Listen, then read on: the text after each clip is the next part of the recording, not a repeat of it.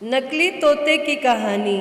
एक बार की बात है, एक घने जंगल में विशाल बरगद का पेड़ था। उस पेड़ पर बहुत सारे तोते रहा करते थे।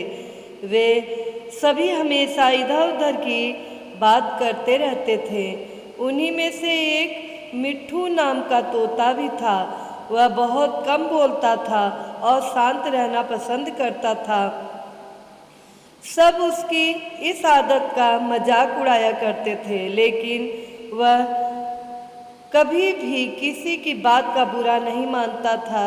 एक दिन दो तोते आपस में बात कर रहे थे। पहला तोता बोला, मुझे एक बार बहुत अच्छा आम मिला था। मैंने पूरे दिन उसे बड़े चाव से खाया। इस पर दूसरे तोते ने जवाब दिया, मुझे भी एक दिन आम का फल मिला था। मैंने भी बड़े चाव से उसे खाया था। वहीं मिट्ठू तोता चुपचाप बैठा था।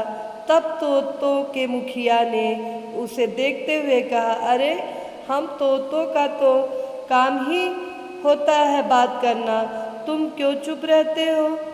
मुखिया ने आगे कहा, तुम तो मुझे असली तोते लगते ही नहीं, तुम नकली तोते हो। इस पर सभी तोते उसे नकली तोता कहकर बुलाने लगे, लेकिन मिट्ठू तोता फिर भी चुप था। यह सब चलता रहा। फिर एक दिन रात में मुखिया की बीबी का हार चोरी हो गया। मुखिया की बीबी रोती हुई आई और उसने पूरी बात बताई। मुखिया की बीबी ने कहा, किसी ने मेरा हार चोरी कर लिया है और वे हमारी ही झुंड में से एक है। यह सुनकर मुखिया ने तुरंत सभा बुलाई। सभी तोते तुरंत सभा के लिए इकट्ठा हो गए। मुखिया ने कहा, मेरी बीबी का हार चोरी हो गया है और मेरी बीबी ने उस चोर को भागते हुए भी देखा है। वह चोर आप लोगों में से ही कोई एक है। यह सुनकर सभी हैरान हो गए। मुखिया ने फिर आगे कहा कि उसने अपने मुंह को कपड़े से ढक कर रखा हुआ था, लेकिन उसकी चोंच बाहर दिख रही थी। उसकी चोंच लाल रंग की थी। अब पूरे झुंड की निगाह मिट्ठू तोते और हीरू नाम के एक दूसरे तोते पर थी, क्योंकि झुंड में केवल इन्हीं दोनों की चोंच लाल रंग की थी। यह सुनकर सभी मुखिया से चोर का पता लगाने के लिए बोलने लगे, लेकिन मुखिया ने सोचा कि यह दोनों मेरे अपने हैं, मैं कैसे इनसे पूछ सकता हूँ कि तुम चोर हो क्या? इसलिए मुखिया ने एक कौवे से इसका पता लगाने के लिए मदद ली। असली चोर का पता लगाने के लिए कौवे को बुलाया गया। कौवे ने लाल चोंच वाले हीरू और मिट्ठू तोते को सामने बुलाया। कौवे ने दोनों तोतों से पूछा कि तुम दोनों चोरी के समय कहाँ थे? इस पर हीरू तोता जोर जोर से बोलने लगा, मैं उस दिन बहुत थक गया था, इसलिए खाना खाकर मैं उस रात जल्दी सोने के लिए चला गया था। वहीं मिट्ठू तोते ने बहुत धीमी आवाज़ में जवाब दिया। उसने कहा, मैं उस रात सो रहा था।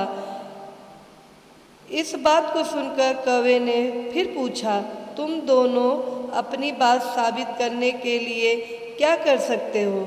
इस पर हीरू तोता फिर बड़ी तेज आवाज़ में बोला, मैं उस रात सो रहा था, मेरे बारे में सब जानते हैं, यह चोरी मिट्ठू ने ही की होगी, इसलिए वह इतना शांत होकर खड़ा है।